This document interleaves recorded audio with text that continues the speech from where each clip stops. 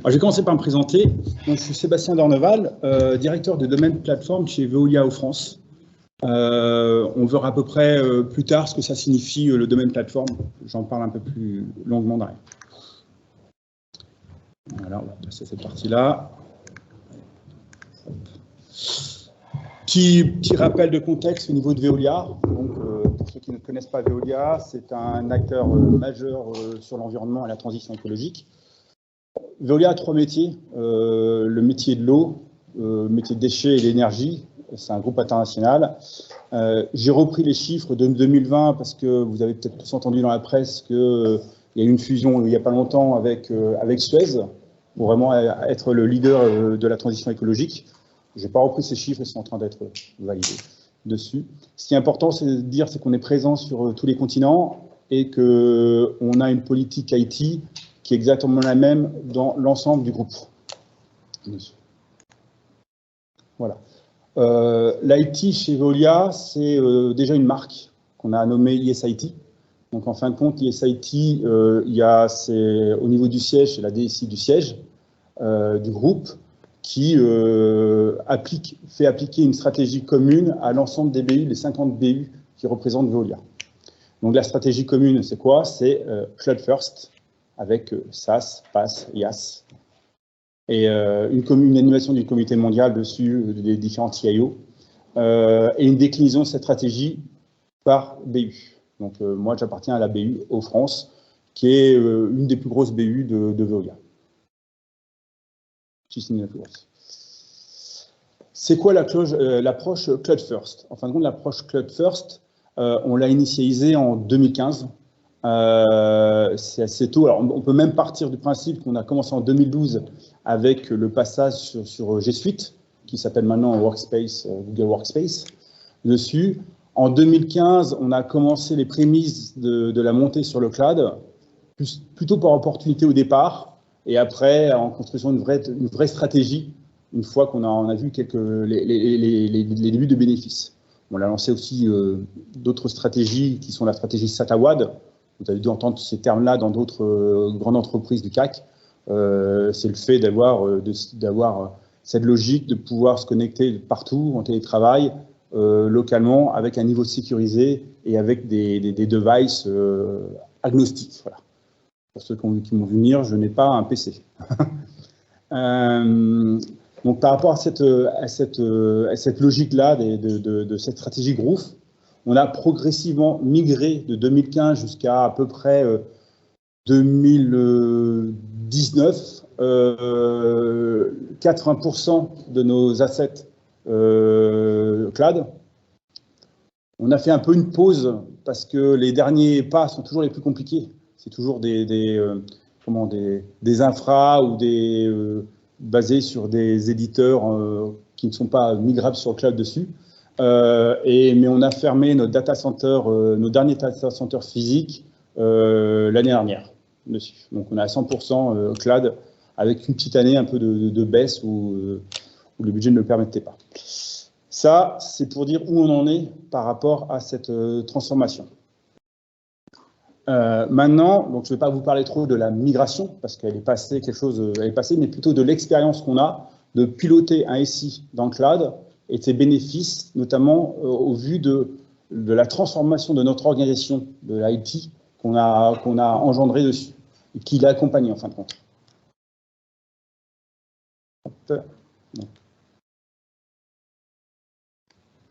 Voilà. Alors déjà, je vais un peu parler des grands principes de l'organisation de notre IT.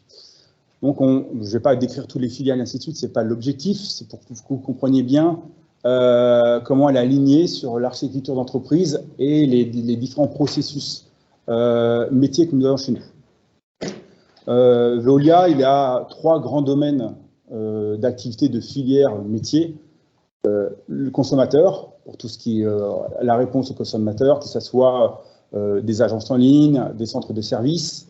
Ça va jusqu'à la facturation et la refacturation aux collectivités, parce que c'est tout un ensemble assez important.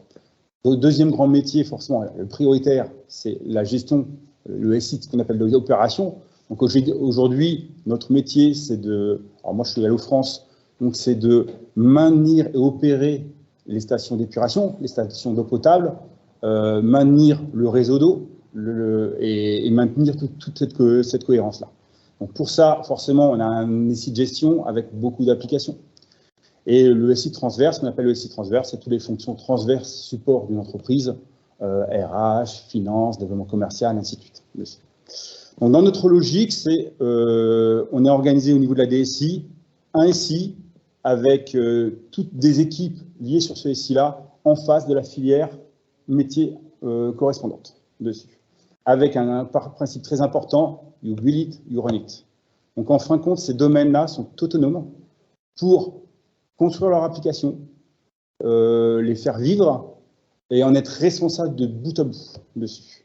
Ce qui donne une certaine agilité, un time to market important, avec d'autres contraintes, bien sûr. Voilà, donc ça, c'est les fondamentaux de notre organisation, alignés sur le métier. Et pour aller un peu plus loin, chaque domaine est composé de services, alors nous on appelle ça des chapters, dessus.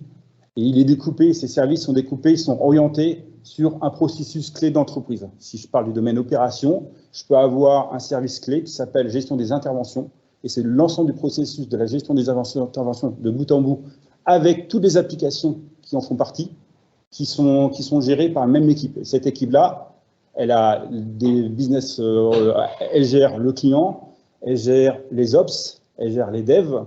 Voilà, donc c'est la totalité de ce fonctionnement qu'elle a à l'intérieur. Voilà. Donc ça, c'est pour décrire un peu notre organisation orientée métier et architecture d'entreprise. En face de ça, on a un ensemble de directions techniques dont je fais partie. La direction technique est découpée aussi en trois groupes. Le plus gros, c'est le domaine dit plateforme. Donc ça, c'est pour gérer justement le cloud. Donc on exploite les infrastructures cloud centralisées, tous les services mutualisés et tout ce qui, en fin de compte, peut être ne bloque pas l'agilité des domaines et plus un support au domaine. On a aussi la partie architecture et performance. Ça va de l'architecture d'entreprise, l'architecture logicielle, l'architecture technique dessus, où on s'assure forcément de cette cohérence du SI global, parce que quand vous découpez un SI en plusieurs bouts métiers, vous imaginez bien qu'on peut générer autant d'SI et autant d'autonomie, peut transformer un SI en un SI un peu éparse. Et on a aussi le bloc cybersécurité. Pourquoi je parle de la direction technique? Parce que cette organisation a des enjeux. Et les enjeux, c'est le cloud qu'on va voir après, qui nous ont permis d'y répondre plus ou moins facilement. Donc déjà, dans une organisation dite agile, un peu, alors je ne sais pas si vous connaissez ce qu'on appelle le modèle Spotify. Alors, on s'en est pas hérité complètement dessus, mais les grands principes sont là. C'est l'autonomie, you build it. C'est pareil, c'est aussi des grands principes de nos cloud providers, clairement, dessus.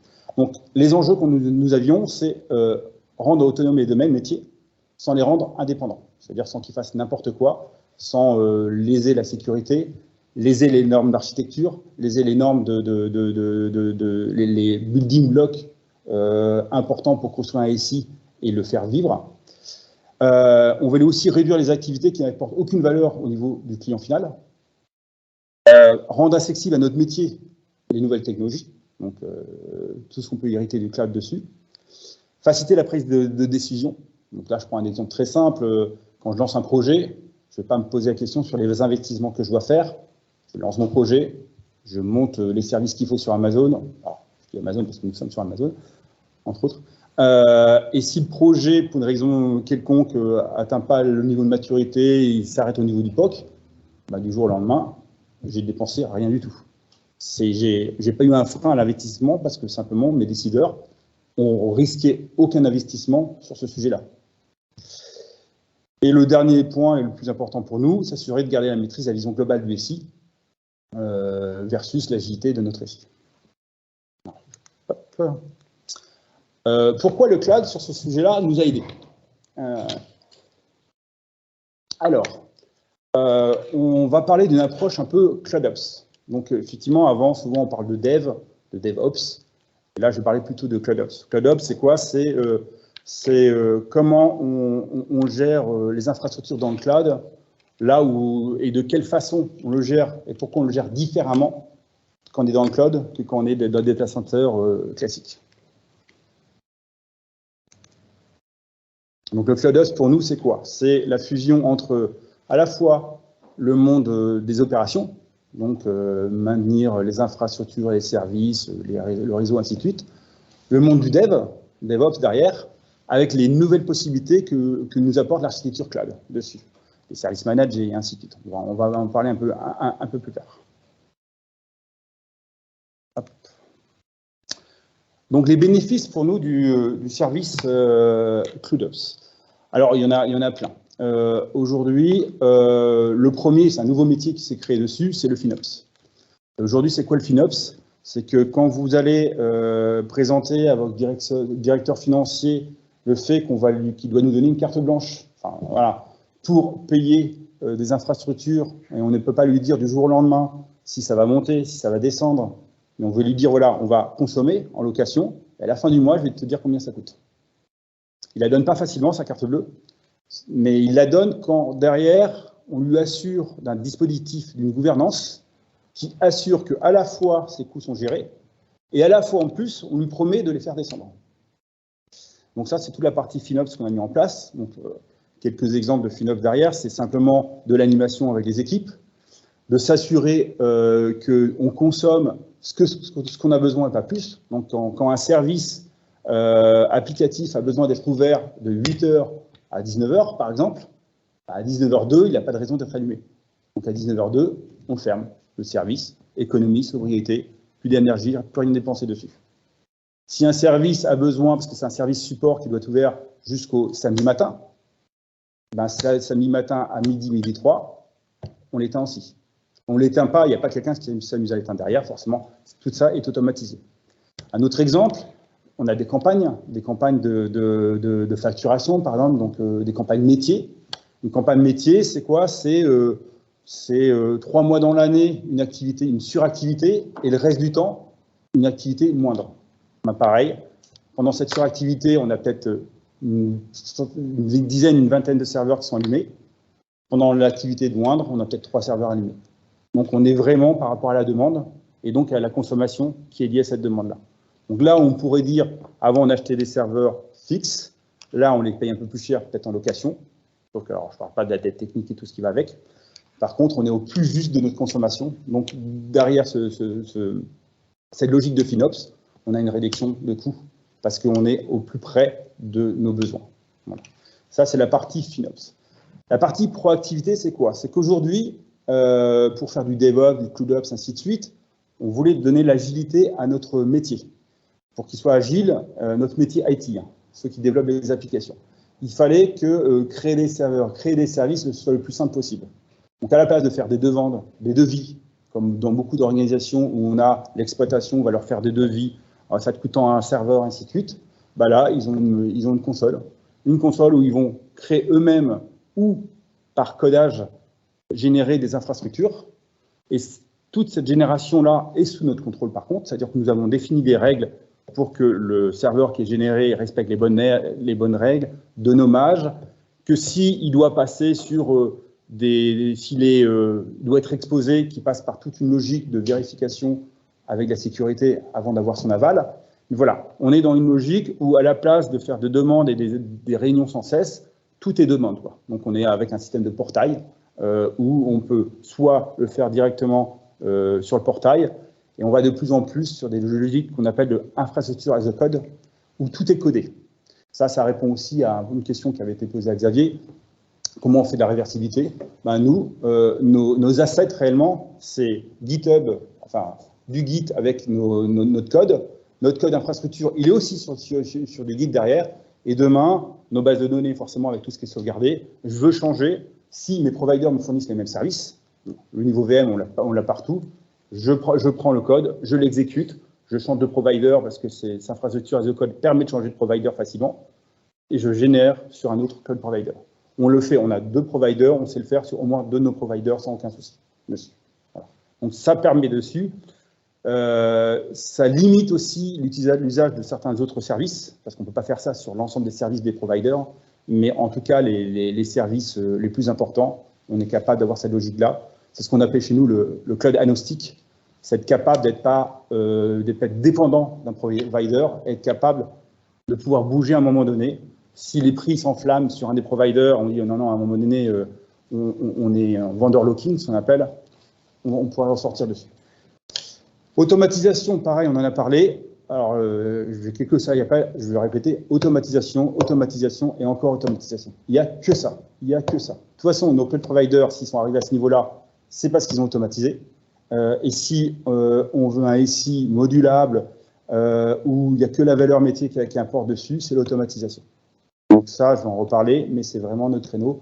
Et c'est pareil, ça veut dire que les compétences internes qu'on a eues, nos tech leads, nos sysleads, nos gens qui faisaient du système, ils sont montés de plus en plus vers ce tout est script, tout est automatisation. Et ils se rapprochent du métier des devs de cela. Autre point important, l'observabilité. Alors là, c'est un point important. Pourquoi? Parce que je parle du cloud, mais pareil, je ne sais plus combien de pourcentage de sociétés font aussi du SaaS.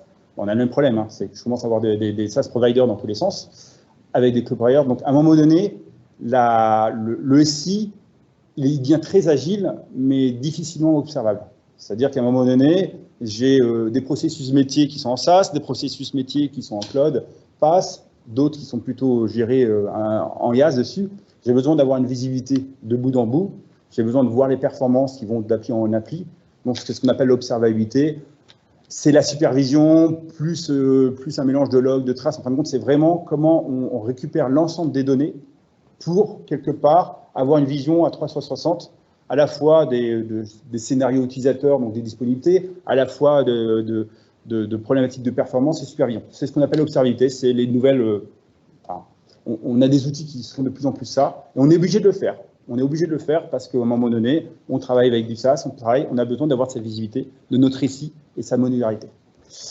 La data, alors là, la data, de toute façon, elle sert à plusieurs niveaux. Nous, la data, là, je vais parler de mon domaine, parce que la data, on s'en sert effectivement pour valoriser les données, métiers et y travailler. La data, dans le CloudOps, on va dire, c'est être capable de donner des dashboards d'avancement, d'état des lieux de notre infrastructure. On parle des assets. Aujourd'hui, nos assets, notre patrimoine, il est beaucoup plus simple à suivre que quand j'étais sur mes data centers physiques, parce que je n'ai pas besoin de remplir des Excel ou des tableaux énormes pour savoir ce qu'il y a dessus. J'ai des systèmes où on va préciser les serveurs, les services utilisés, on va dire ce qu'ils sont tagués, donc à quel domaine ils appartiennent, quel chapter, quel service applicatif. Et on est capable comme ça de remonter de l'application, alors du process métier jusqu'à l'application, de l'application jusqu'à ses services et ses services infrastructures, automatiquement, parce que toutes ces données-là sont remontées et centralisées dans ce qu'on appelle chez nous le data IT. Voilà. Donc c'est pareil, la data permet de piloter, permet de montrer les écarts, permet aussi de challenger les métiers par rapport aux financiers, donc en leur disant, voilà, vous êtes meilleur en FinOps que ce domaine-là, ainsi de suite. Donc il y a aussi ce côté amélioration continue. Et promotion, c'est un point important parce que on fait la promotion que pas au niveau des techs. C'est-à-dire que la promotion du cloud et des bénéfices du cloud, il ne faut pas que ça reste qu'une promotion technologique. Donc aujourd'hui, je peux prendre un exemple. Au début de notre migration, je pense que la première formation, donc au début de notre migration, on a formé pas mal de monde pour comprendre les bénéfices du cloud.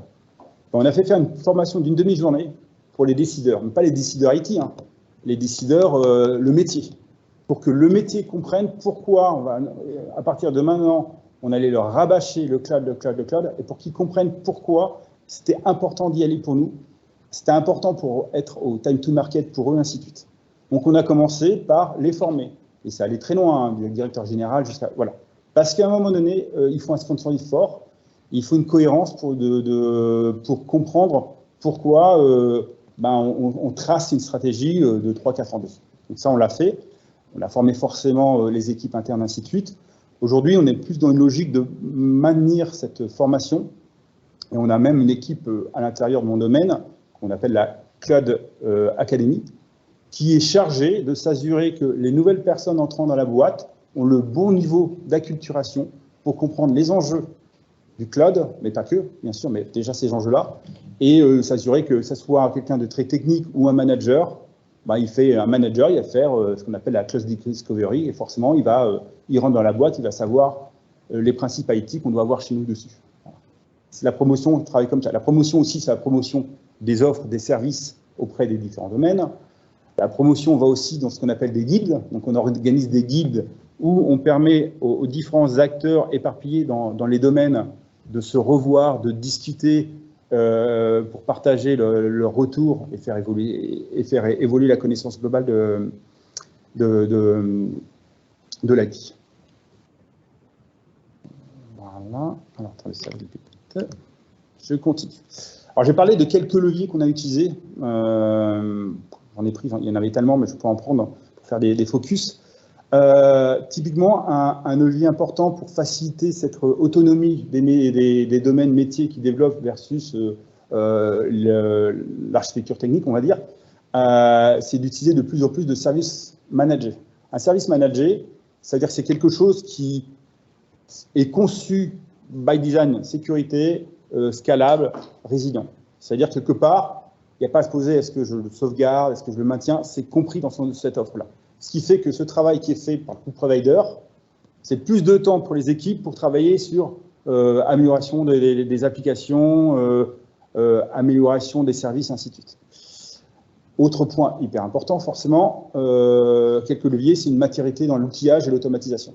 Donc là, on travaille énormément pour rendre ce portail, enfin pas ce portail, mais rendre autonomes nos domaines sur, je l'ai dit tout à l'heure, l'infrastructure as a code, mais tout ce qui est patch management complètement automatisé, pour là où on a encore des VM, la logique de connaître de CI/CD, donc tout ce qui est delivery continu et déploiement continu, et intégration continue, et cette démarche d'observabilité de data pour avoir la vision globale. Voilà quelques leviers que nous avons utilisés et qui sont importants à voir parce que c'est des métiers qu'on a créés qui n'existaient pas avant. Clairement, c'est des métiers qu'on n'avait pas. Et même pour aller plus loin, la logique, usine logicielle, tout ce qui est delivery, dans les équipes infrastructures, dans les architectures, c'était plus les devs qui s'en servaient un petit peu chez nous en mode, bon voilà, je m'en sers pour faire des tests unitaires, ainsi de suite. Il n'y avait pas cette culture globale. Alors, j'ai parlé d'infogérance. Pourquoi je parle d'infogérance? Parce que dans le début de notre migration, on avait besoin d'un infogéreur. Pourquoi? Parce que c'est pareil, c'est toutes les tâches de supervision, de monitoring, de backup qu'on faisait sur des data centers physiques. Ça faisait tellement de tâches, c'est pas notre spécialité. Nous, on a un métier, on doit l'IT de Veolia. Son objectif, c'est de délivrer des applications qui servent les processus métiers d'entreprise. Ce n'est pas maintenir des infrastructures, clairement, dessus. Donc, on avait un infogéreur. Quand on s'est transformé et quand on a fini notre transformation, on s'est posé la question, mais sur le cloud, pourquoi j'ai besoin d'un infogéreur?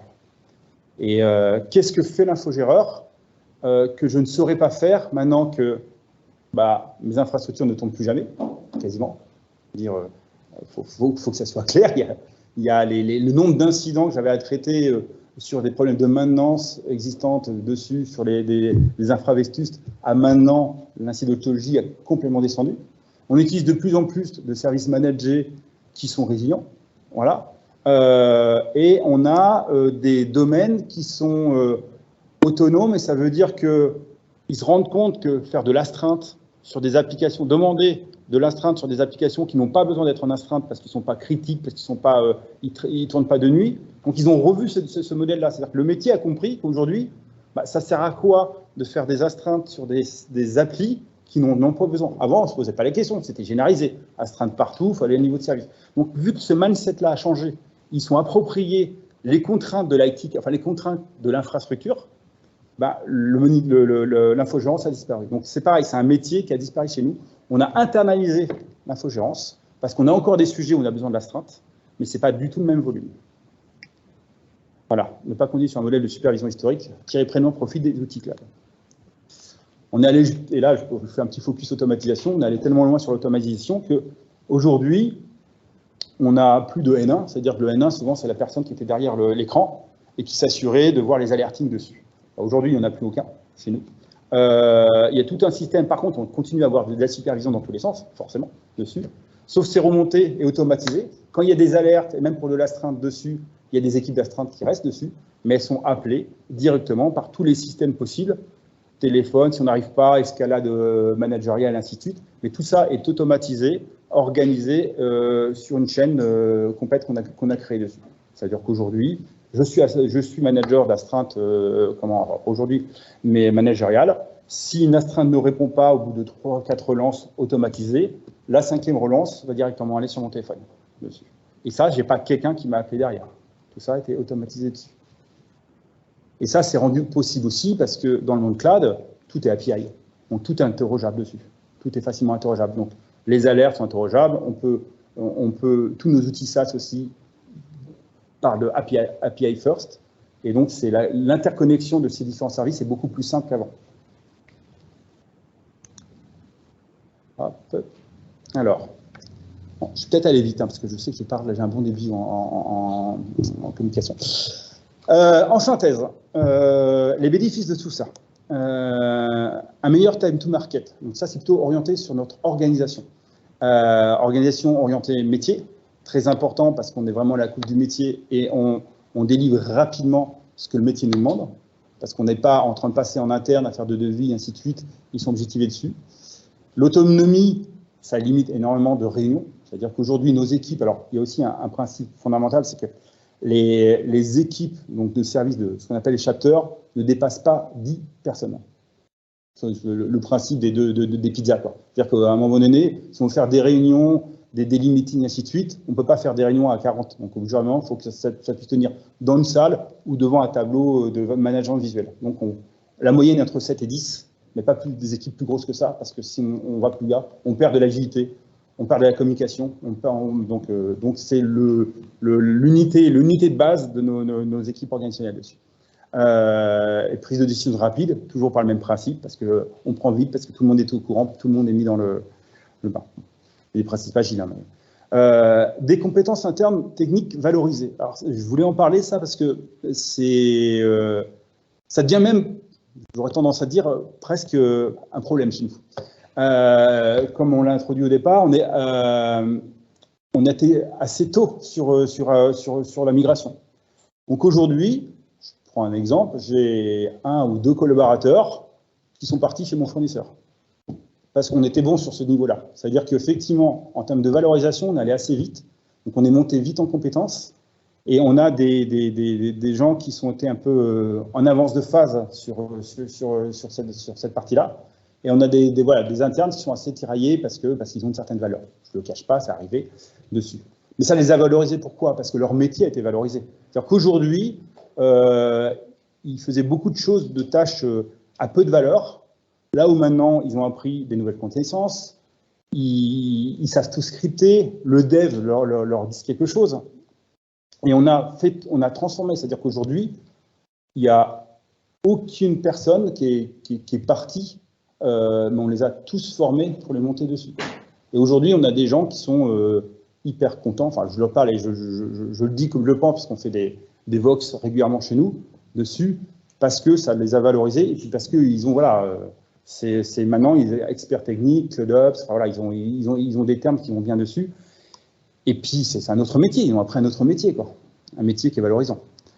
Des gains financiers. Bon, j'en ai parlé un peu tout à l'heure, mais j'ai parlé du FinOps. Je fais un point sur la responsabilisation financière. C'est important. C'est qu'aujourd'hui, souvent dans les organisations, alors c'est plus lié à notre organisation que le club, quoique.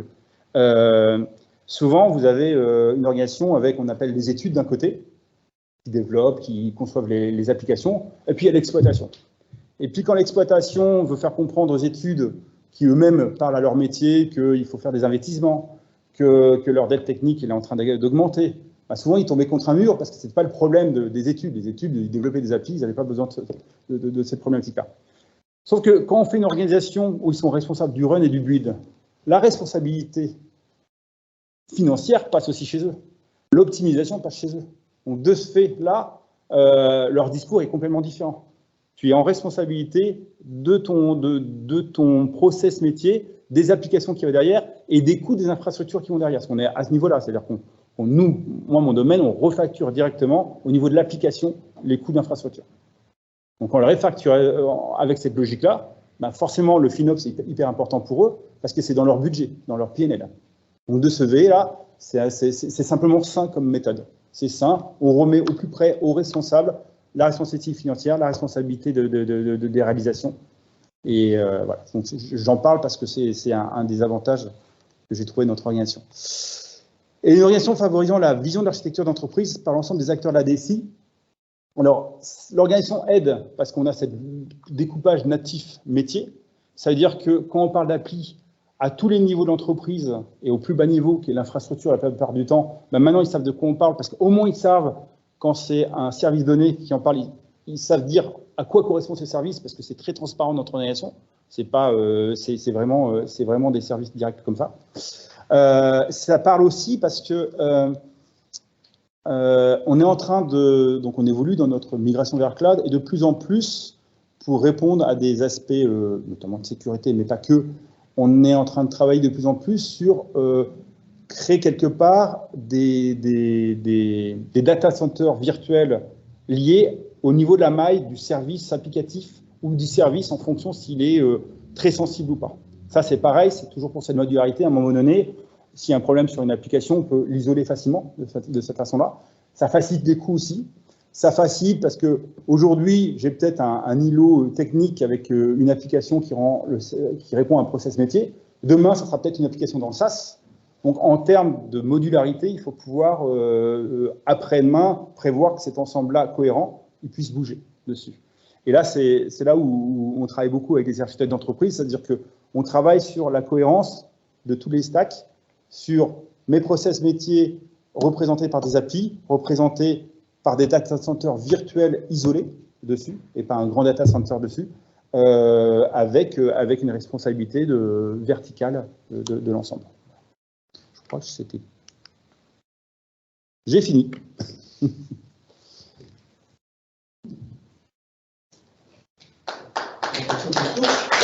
Merci. Alors, peut-être beaucoup de questions. J'ai une question. Oui. Quand on parle de data center virtuel, est-ce que l'on parle de cloud privé quelque part? Ça peut l'être, tout à fait. En fin de compte, on réfléchit. Alors, quand on parle de data center virtuel, c'est qu'aujourd'hui, dans l'aménagement des comptes, il y a, enfin, sur notre cloud provider, que ça soit, alors nous on est chez Amazon et GCP pour pas les citer, on avait des comptes créés. Donc un compte, c'est un data center virtuel. On mettait la plupart des applications dedans. Aujourd'hui, on a une stratégie dite multi-compte, où, en fonction de la nature du compte, ce qui va contenir ce compte-là, sa criticité, on crée un compte particulier dessus. Et ce compte-là peut être isolé avec des contraintes en fonction de la sensibilité de la donnée qu'il y a dedans, avec soit, ça correspond exactement à ce que tu as dit sur les différentes phases, avec je chiffre mes données, je les chiffre, mais en plus je rajoute du contrôle je mets du KMS, voilà. C'est vraiment cette logique-là qu'on a dessus, parce que dans tout ce qui est cloud de confiance et tout ce qui est cloud, c'est pas avoir peur du méchant américain, c'est de se dire c'est quoi notre besoin, c'est quoi le danger, et apportons les bonnes réponses en fonction des cas d'usage dessus, quoi. On travaille avec des collectivités au quotidien, donc les collectivités nous demandent d'aller sur certains sujets, sur des données qui sont des données souveraines, de les encapsuler. Dans ce cas-là, on les encapsule vers des logiques plus sécurisées. Il y a des données qui n'en ont pas forcément besoin, parce qu'on les fait déjà en data open sur l'ensemble des systèmes. Celle-là, faut toujours faire le juste, connaître son ici et répondre en fonction du vrai besoin. Pas en faire trop, pas en faire donc plus de sécurité. Toujours en faire trop en sécurité, ça, il n'y a pas de souci. Mais au niveau de la sobriété, c'est important de mettre les efforts au bon niveau, quoi. Ok, on passe aux questions. Oui. Donc, alors, première question sur la migration. Forcément, on va revenir un peu en arrière. Sur Veolia O, quel nombre d'applications ont été migrées et quelle méthode de migration? Alors, on a migré 200 applications. Et méthode de migration, c'est un mix entre ce qu'on appelle du lift and shift et du replatforming. En fin de compte, dans les migrations, il y a plusieurs niveaux. Il y a lift and shift, c'est je prends mes VM, je prends mes machines, je les mets sur le cloud. Replatforming, c'est je fais une réflexion où je fais bénéficier de mon application, de services managés, d'autoscaling, voilà, de tout ce que peut apporter le cloud, sans redévelopper les applications. Et après, le refactoring, c'est je profite pour redévelopper mon application pour la rendre ce qu'on appelle souvent le cloud native. Donc nous, on a fait du lift and shift, voire du replatforming. C'est-à-dire qu'à chaque fois, on s'est posé la question, cette appli-là, on ne l'a pas fait en mode machine à migration très automatisée. Non, pas du tout. C'est pour ça qu'on a mis un certain temps, de 2015, on a mis 5 ans pour le faire, parce que chaque application, on s'est posé la question, on en a profité aussi pour liquider un peu de dette technique dessus. Donc forcément, à chaque fois, on avait des grilles de sélection où, voilà, par rapport, si un éditeur, les contraintes d'éditeur, les contraintes applicatifs développées directement, est-ce qu'on peut, jusqu'à quel niveau on peut l'aller? On est allé toujours au plus loin de ce qu'on pouvait l'amener, sans la redévelopper, parce que là, ça enclenchait plus de coûts. Voilà. Et c'est pour ça qu'on a une dernière année un peu sombre, parce que ce qui nous restait, la voiture balai quelque part, c'est les applis qu'on a essayé de laisser mourir de leur mort naturelle, voilà, on va dire, pour être politiquement correct. Ok, c'est clair. Sur la prod, tu l'as un peu évoqué avec l'automatisation sur les différents niveaux. Il n'y a plus de niveau 1, mais en termes d'organisation, est-ce qu'il vous reste encore une part d'expertise prod? Oui, mais alors, ça dépend de ce qu'on appelle expertise prod. C'est-à-dire qu'aujourd'hui, on a des ingénieurs, on a l'expertise, enfin l'expertise prod, elle est revenue chez le domaine. Donc chaque domaine a son expertise prod. C'est-à-dire que chaque domaine, à l'intérieur d'un domaine, il a ses devs et il a ses ops. Et les ops, ils ont la visibilité sur l'ensemble de leur infrastructure, que ce soit du dev jusqu'à la production. Donc oui, on a gardé cette expertise-là.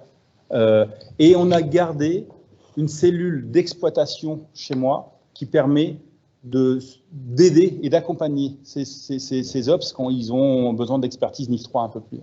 Okay, il y a une question sur la partie différence entre CloudOps et Cloud Center of Excellence. Est-ce qu'il y a une... Oui, alors est-ce qu'il y a une différence? Ouais. Aujourd'hui, alors, ce qui est difficile, c'est que moi, une partie de ce qu'on fait pour les domaines, c'est du Cloud Center of Excellence quelque part.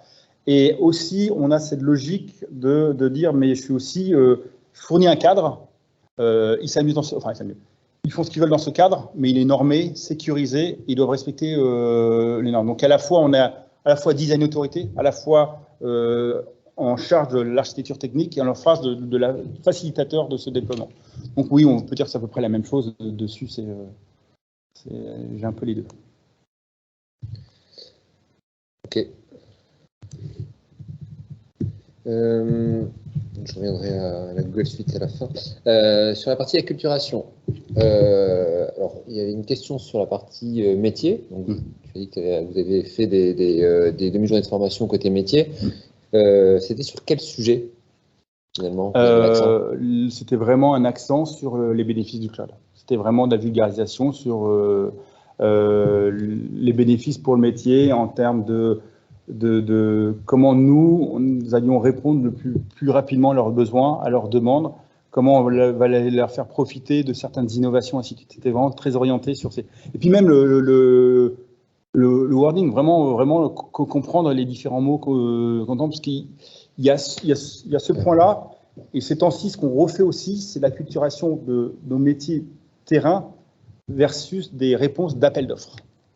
Parce qu'on a des appels d'offres réguliers avec les collectivités, et ça, pareil, on a parlé cloud de confiance, il y a une peur globale, effectivement, par rapport aux collectivités. On a beaucoup de questions dessus, donc on travaille énormément sur la réponse et que les métiers n'aillent pas trop loin à expliquer à notre place, et tout de suite qu'ils puissent repérer à un moment donné où voilà, ça dépasse notre compétence, il va y voir avec l'IT pour qu'on puisse fournir les bonnes réponses dessus, quoi.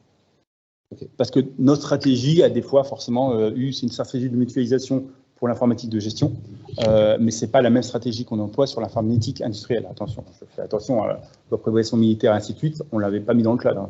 Pour le coup, c'est deux sujets complètement différents pour moi. C'était clair là-dessus.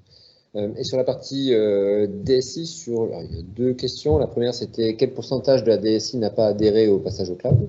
Est-ce qu'il y a des gens qui finalement n'ont pas continué sur le passage au cloud?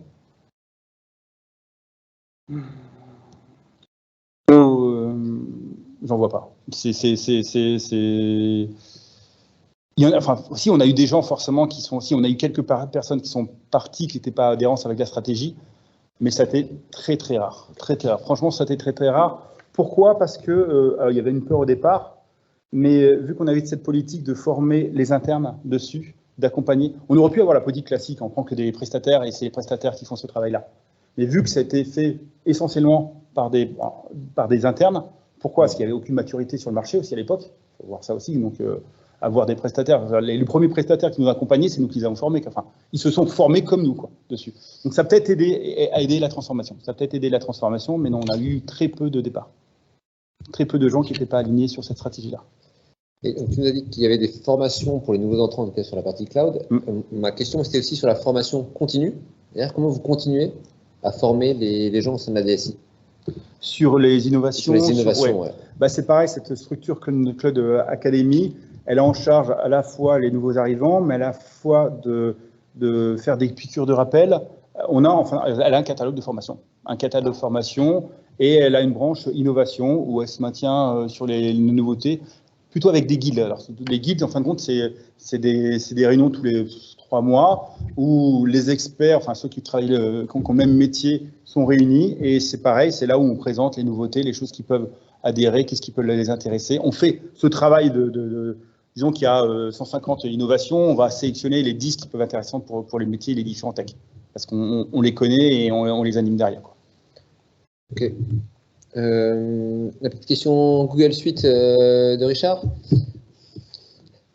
Petit clin d'œil. Je ne sais pas si ça passe au niveau son. Je te relais et tu complètes si jamais il y a besoin. Est-ce que tout le monde est passé sur la suite Google? Oui. Ou est-ce qu'il y a toujours du Excel qui traîne par-ci par-là? Oui. Alors, j'ai fait attention de parler tout à l'heure d'Excel, parce que naturellement, le premier mot qui me vient à la bouche, c'est le G-Sheet. J'allais dire G-Sheet. Donc, la réponse, le Google Sheet, en fin de compte, c'est Excel. Là, j'ai un Chromebook là-bas et je travaille quand G-Sheet. Oui, tout le monde est passé. Alors, pour être honnête, plus de 75% des gens utilisent des Chromebooks et 100% utilisent G-Sheet passif. Voilà. On utilise tous la suite. Après, on n'utilise pas forcément tous des Chrome. On a encore du PC, mais sur les PC, on utilise la suite quand même. On peut avoir des PC pour des besoins simples, hein, des applications qui sont terrain, qui sont compatibles que sur un OS Windows. Voilà. Mais oui, on l'a fait. Après, on a certains. Oui, on est à 100% sur la G Suite. Là, c'était compliqué, par contre. Là, c'était beaucoup plus compliqué. La question, pour compléter, c'était surtout avec les métiers de comptabilité ou gestion qui sont en fait codés sur Excel avec oui. etc. Est-ce que vous avez porté ça en général? Alors, c'est vrai, j'avais oublié cette population-là. C'est la population. Alors aujourd'hui, cette population-là, elle a, pour certains besoins, elle est sur des sites. Effectivement, pour d'autres besoins, on a maintenu en VDI avec des Excel. Voilà. Il y a cette population-là dans les 75 dessus. C'est vrai que j'ai oublié cette population-là. Toujours la finance qui ne peut pas se passer d'Excel. Voilà. Et on a aussi des cas, il faut être honnête, sur des anciennes applications faites sur du base access avec du Excel derrière qui sortent en Excel. Voilà. Donc en usage, on y est. Après, on a un certain stockage où ça permet encore d'avoir un peu de licence dessus. Oh non, je dirais peut-être 85. Ouais. Dans la relation IT-métier, quels sont les sujets les plus délicats que vous avez à traiter dans la relation avec le métier? Alors le métier, vraiment, pas le métier IT, parce que je sais, mais vraiment le métier. La relation la plus délicate qu'on a toujours, c'est toujours la même. C'est on veut pas faire, comment dire. C'est toujours un peu les dettes techniques. C'est comment on maintient cette évolution de nos applications, comment on simplifie notre récit, comment on fait comprendre à notre métier que alors, je pousse à l'extrême, que une appli, c'est pas une fonction. mais qu'une appli, c'est un ensemble de fonctions, qu'il y a une cohérence. Là, c'est plus du travail, des travaux qui sont faits chez nous au niveau de l'architecture pour le coup. Comment on simplifie notre site, comment on fait pour avoir quelque chose moins spécifique et qui rentre plus dans les standards du marché. Parce qu'il y a une partie de nos solutions applicatives qui ne sont pas le cœur de métier. C'est-à-dire qu'aujourd'hui, Veolia, son cœur de métier, c'est les opérations. Donc là, on a des applications métiers qui sont propres, qui ont notre connaissance métier dessus. Et là, pour le coup, on les développe en interne. Normal. Par contre, des autres applications qui ne sont pas notre cœur de métier, c'est là où on a plutôt le choix SaaS. Et pour faire du choix SaaS, il faut enlever tout ce qu'on a fait un peu trop de spécifique dessus. Et ça, c'est la difficulté qu'on a avec notre métier. Il a tendance à aimer avoir quelque chose sur mesure. Voilà. Trop. Et donc, qui complexifie aussi les processus. Voilà. Et puis, il a aussi tendance à confondre, mais je pense que dans toutes les entreprises, ça doit être à peu près la même chose. Il a tendance à oublier qu'il doit, lui, il arrive avec un processus métier à optimiser, à améliorer, et que l'informatique répond à ce processus métier. Il ne doit pas arriver avec des solutions qui répondent à ce processus. Et ça, bon, voilà. Je pense qu'on a tous le même problème. Une question. Ouais, une dernière question sur la partie FinOps et le lien entre le FinOps et l'architecte d'entreprise. Quelle relation il y a entre l'architecte d'entreprise et le FinOps? Alors, pour l'instant, nous, notre organisation FinOps, il n'y en a pas forcément énormément pour l'instant, chez nous en tout cas. Alors, il faut voir que l'architecture d'entreprise, elle était. Alors, on a réorganisé. On a un architecte d'entreprise par domaine. On a vraiment découpé ça pour qu'il soit au plus proche du domaine. Et moi, j'ai un architecte d'entreprise aussi dans mon domaine dessus. La partie FinOps, elle est encore trop au niveau applicatif. Enfin, elle existe, elle sert énormément pour la finance. Je ne saurais pas faire le lien facilement, en fin de compte, dessus, quoi. Il n'y a pas assez d'échanges encore à ce niveau-là. Ouais. C'est vrai que moi, j'ai quelqu'un qui fait du FinOps chez moi. Lui, sa cible, il travaille énormément avec les tech ops qui vont optimiser la partie financière. Et il est en charge depuis un an de la partie green aussi. Donc la partie vraiment sobriété, ainsi de suite dessus, parce que c'est très lié en fin de compte. Hein. Je veux dire, à un moment donné, quand on optimise ses infras pour payer moins cher, la plupart du temps, on baisse la consommation énergétique, donc la plupart du temps, on fait un impact. Mais il y a d'autres leviers. Il y a quelques autres leviers assez intéressants dessus.